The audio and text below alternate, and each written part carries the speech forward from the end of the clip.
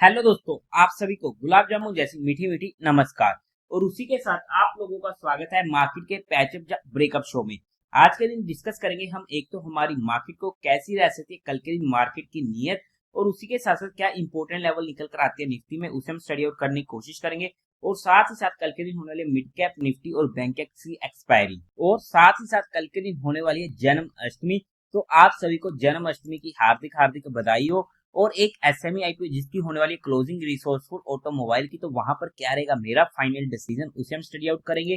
साथ ही साथ तीन तीन आईपीओ की कल के दिन होने वाली है लिस्टिंग, तो तीनों आईपीओ में क्या रहेगी लिस्टिंग स्ट्रेटेजी, उन पॉइंट्स को भी हम स्टडी आउट करने की कोशिश करेंगे। तो अभी से इस वीडियो को लाइक और चैनल को सब्सक्राइब कर दीजिएगा। अगर हम सबसे पहले फ्राइडे के दिन का एफआई और डीआई डाटा चेकआउट करते हैं, तो वहां पर डीआई ने 2900 करोड़ की बाइंग करी है, वहीं पर एफआई ने 1940 करोड़ की बाइंग करी है। नेट में बाइंग का फिगर एक मेजर फिगर है जो हमारे लिए और मार्केट के लिए पॉजिटिव हो जाता है। अब अगर हम सबसे पहले बात करते हैं रिसोर्सफुल ऑटोमोबाइल एसएमई आईपीओ की, अगर मैं इसमें अपने पर्सनल डिसीजन की बात करूं तो एक ऐसा आईपीओ होने वाला है जिसे मैं अपने और फैमिली मेंबर के अकाउंट से अप्लाई करने वाला हूं। अगर फिर भी मैं नंबर्स की बात करूं तो अगर एचएनई कैटेगरी में ऑलमोस्ट 200x के सब्सक्रिप्शन का मिनिमम सब्सक्रिप्शन देखने को मिल जाता है, तो वहां पर मैं इस आईपीओ को इजीली अपने और फैमिली मेंबर के अकाउंट से अप्लाई कर दूंगा। ये मेरा फाइनल डिसीजन होने वाला है। बट फिर भी आप लोग अपना कोई भी डिसीजन लेने से पहले एक बार अपने फाइनेंशियल एडवाइजर से कंसल्ट जरूर कर लीजिएगा। अब अगर हम आईपीओ की बात करते हैं जिनकी होने वाली कल के दिन listing, Brace Port logistic SME IPO, forecast studio SME IPO and Interarch building products mainline IPO.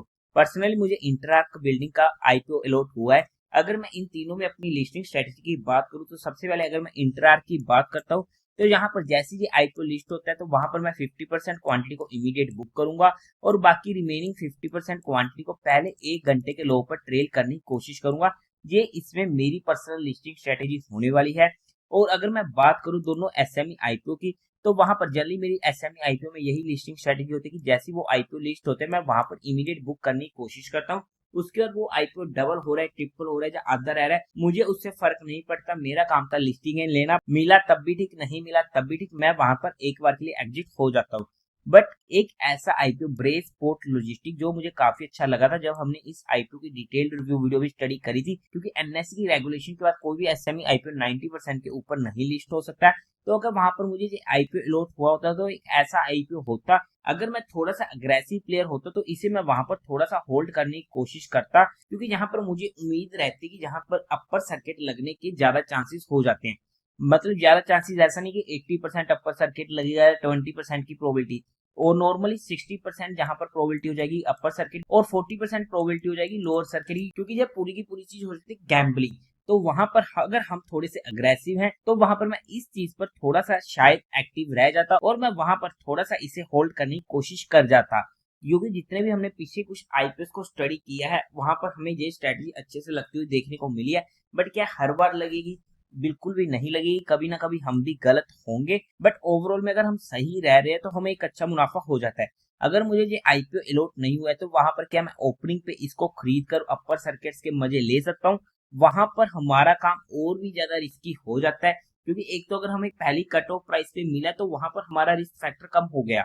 लेकिन अगर हम यहाँ पर ट्राई करें जैसे ये आईपीओ ओपन होता है 90% प्लस लिस्टिंग गेन के ऊपर, तो वहां पर हमें और रिस्क हो जाता है, क्योंकि कौन सा सर्किट लगेगा वो नहीं मालूम है। हालांकि ज्यादा पॉसिबिलिटी की अपर सर्किट लग जाए, but market is supreme at last. तो वहां पर अगर हमें काफी अच्छा एक्सपीरियंस हो चुका है और हम थोड़ा सा रिस्क ले सकते हैं, तो वहां पर हम उस चीज को अटेम्प्ट कर सकते हैं। बट वो प्योरली और प्योरली गैम्बलिंग पर्सपेक्टिव होता है, क्योंकि यहाँ पर किसी भी तरीके के टेक्निकल नहीं लगते हैं, क्योंकि अभी जस्ट आईपीओ ओपन होगा तो उसका टेक्निकल लगने के लिए थोड़ा तो टाइम चार्ट बनने पे लगाना पड़ेगा।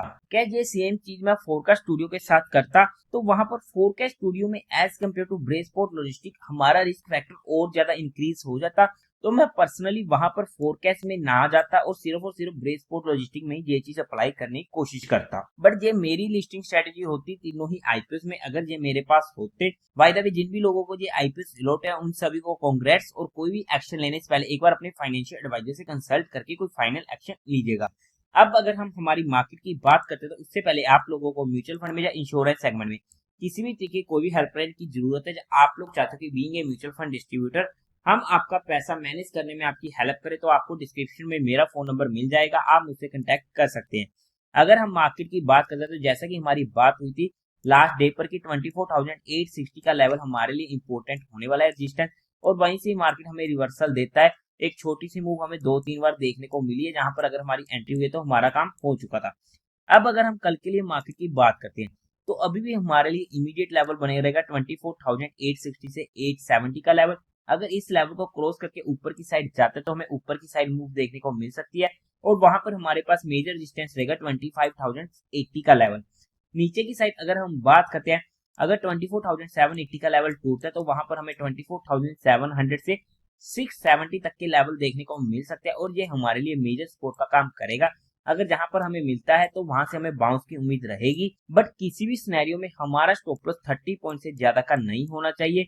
पर्सनली मैं ऑप्शन बाइंग में काम नहीं करता हूं, बट फिर भी हमने जहां पर चीजों को education and learning perspective study किया है, अगर मार्केट को ऊपर की साइड निकलना है तो थोड़ा सा रिलायंस एक ऐसा स्टॉक हो सकता है जिस पर हमारी नजर रह सकती है, तो वहां पर रिलायंस हमें सिग्नल दे देगा कि मार्केट ऊपर को निकल रहा है या नहीं निकल रहा है। बाय द वे, हमने जहां पर जितनी भी चीजें डिस्कस करी है वो सिर्फ एजुकेशन लर्निंग और केस स्टडी पर्सपेक्टिव करी है, किसी भी तरीके कोई भी इन्वेस्टमेंट टिप या एडवाइस नहीं है। फिर भी आप लोगों को कोई भी काम करना हो, जो कोई भी एक्शन लेना, तो एक बार अपने फाइनेंशियल एडवाइजर से कंसल्ट करके लीजिएगा। तो देवियों और सज्जनों, उम्मीद है आप लोगों को ये वीडियो अच्छी लगी होगी, तो इस वीडियो को लाइक कीजिएगा, शेयर कीजिएगा और साथ ही साथ चैनल को सब्सक्राइब करें। हर हर महादेव।